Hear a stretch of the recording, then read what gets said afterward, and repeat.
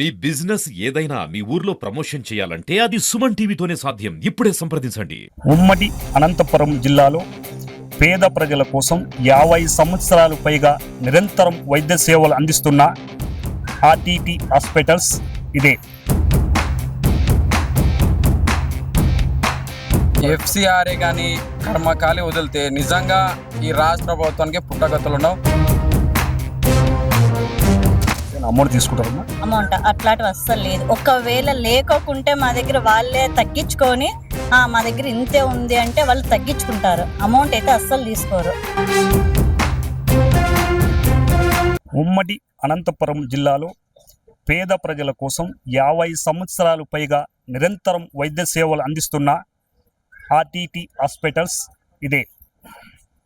అయితే ఇక్కడ ఎంతోమంది వికలాంగులకు, తల్లిదండ్రులు లేని పిల్లలను, మతిస్థిమితం లేని పిల్లలను, చూపు లేని పిల్లలను తమ సొంత బిడ్డలా చూసుకుంటున్న ఆర్టీటీ సంస్థ. ఆర్టీటీ సంస్థకు ఎఫ్సిఆర్ఏ రెన్యువల్ కాకపోతే జిల్లా వ్యాప్తంగా ఉన్న ఆర్టీటీ హాస్పిటల్లో వైద్య సేవలు నిలిచిపోయే ప్రమాదం ఉంది. అదే నిజమైతే పేద ప్రజలు ఒక్కసారిగా ప్రభుత్వ ఆసుపత్రుల మీద పడాల్సిన పరిస్థితి ఏర్పడుతుంది. అప్పుడు ఆ పేద ప్రజలకు వైద్య సేవ అందించే కెపాసిటీ మన ప్రభుత్వ ఆసుపత్రులకు ఉందా? ఇదే అంశం గురించి మనం మాట్లాడడానికి మన ఆర్టీటీ హాస్పిటల్లో ఉన్నాం. మీ పేరు? నా పేరు కొట్రేష్ అండి. నా పేరు రాయదుర్గమ్మ.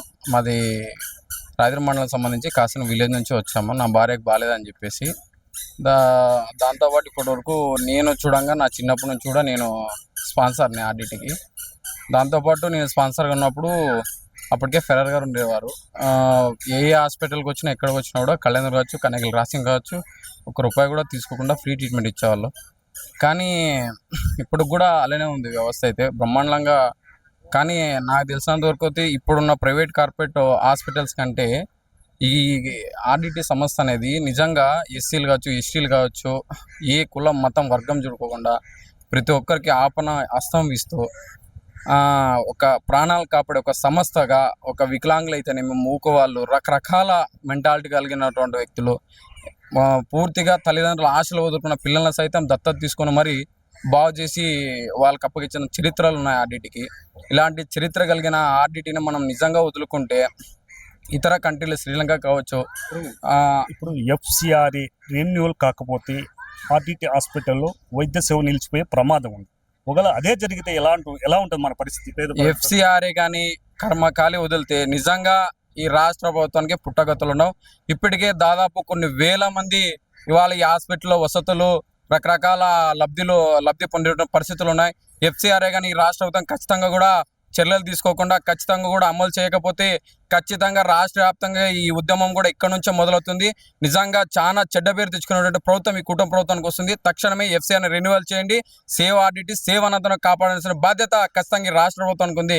మొన్నటి రోజు కూడా లోకే నరేష్ బాబు సార్ కూడా చెప్పారు, ఖచ్చితంగా మేము ఆర్టీటీని కాపాడతాం, సంస్థను కాపాడతాం, ఖచ్చితంగా ఎఫ్ఐఆర్ని కూడా రెన్యువల్ చేయడానికి కూడా కేంద్రంతో మాట్లాడతామని చెప్తున్నారే తప్ప పూర్తి స్థాయిలో ఎక్కడ కూడా మాటల వరకే చెప్తాను. పూర్తి స్థాయిలో కూడా ఖచ్చితమైన భరోసాని ఈ ప్రభుత్వం ఇవ్వలేకపోతుందని చెప్పేసి సందర్భంగా ఇక్కడ బాధితులుగా సహా నా భార్యకు బాగాలేదు చూపించుకోవడానికి వచ్చి ఇట్లాంటి ఫెసిలిటీస్ ఉన్న హాస్పిటల్ నిజంగా మనం మొదలుకుంటే మనంత దౌర్భాగ్యులు ఎవరు ఉన్నారని చెప్పేసి సందర్భంగా రాష్ట్ర ప్రభుత్వానికి అందరూ కూడా విజ్ఞప్తి చేస్తూ తొందరలోని ఎఫ్సిఆర్ని రెన్యువల్ చేసి ఈ అనంతకు ప్రాణమైనటువంటి మన ఎఫ్సిఆర్ని రెన్యువల్ చేయండి. ఇప్పటి వరకే ఇవాళ అన్ని సామాజిక వర్గాలు ముక్త కంఠంతో ఇవాళ సేవ్ ఆర్టీటీ అని చెప్పేసి ఇప్పటికే ఒక స్లోకాన్ అనేది ఎత్తుకున్నారు. అదే గాన నిజంగా ఎత్తుకుంటే ఢిల్లీ నడి బజార్లో కూడా ఈ ఉద్యమం మొదలయ్యే పరిస్థితులు వస్తాయని చెప్పేసి కేంద్ర ప్రభుత్వానికి, రాష్ట్ర ప్రభుత్వానికి హెచ్చరిక తొందరలో ఎఫ్సిఆర్ని రెన్యువల్ చేయాలని చెప్పేసి కోరుకుంటున్నా. ఏం పేరు మీ పేరు? నా పేరు అస్మత్. ఏ ఊరు? మాది ఊరే. ఇక్కడ ఎందుకు వచ్చారు ఆర్టీటీ హాస్పిటల్? మీరు నాన్నకి షుగర్ టెస్ట్ చేయించుకునేకి ఒక్కొక్కసారి దగ్గు, ఆయాస్ అన్నీ ఎక్కువ అయిపోతాయి. అప్పుడు క్యాజువాలిటీలో అడ్మిషన్ అయినాం. చాలా బాగా చూసుకుంటారు. అంటే ఒక తండ్రిలాగా చూసుకుంటారు. పేషెంట్ని ఎట్లా చూసుకోవాలా, మీరు ఇది వాడద్దండి, ఇది చేయొద్దండి, ఇదే వాడండి, ఈ భోజనమే వాడండి అని బాగా చెప్తారు మాకి. ఇంకా ఏదన్నా కానీ బాత్రూమ్కి ఒక్కొక్కసారి మేము లేకుండా వాళ్ళే చేస్తారు. నర్సు కానీ, క్లినిక్ స్టాఫ్ కానీ చాలా బాగా చూసుకుంటారు. అమౌంట్ తీసుకుంటారమ్మా? అమౌంట్ అట్లాంటివి అస్సలు లేదు. ఒకవేళ లేకోకుంటే మా దగ్గర వాళ్ళే తగ్గించుకొని మా దగ్గర ఇంతే ఉంది అంటే వాళ్ళు తగ్గించుకుంటారు, అమౌంట్ అయితే అస్సలు తీసుకోరు. ఎప్పటి నుంచి వస్తున్నారు ఈ హాస్పిటల్? మేము నాన్నకి 2002 స్టార్ట్ అయింది. అప్పటి నుంచి నాన్నకి చూపించుకుంటూనే ఉన్నాము. ఇంతకుముందు దగ్గుకి టీవీ నయం అయిపోయింది. ఇప్పుడు మళ్ళా షుగర్ ఇవి చేపిస్తాం. నేను డెలివరీ కానీ ఇక్కడే. అమ్మ ఏ ఊరు నీది? ఏ ఊరే సార్? భద్రపల్లి లక్ష్మీదేవి సార్. కింద పడి చేయింది సార్, కట్టేసారు. ఎలా ఉంది హాస్పిటల్? పర్వాలేదు సార్, బాగా వస్తున్నారు. అమౌంట్ ఏం తీసుకోలేదు.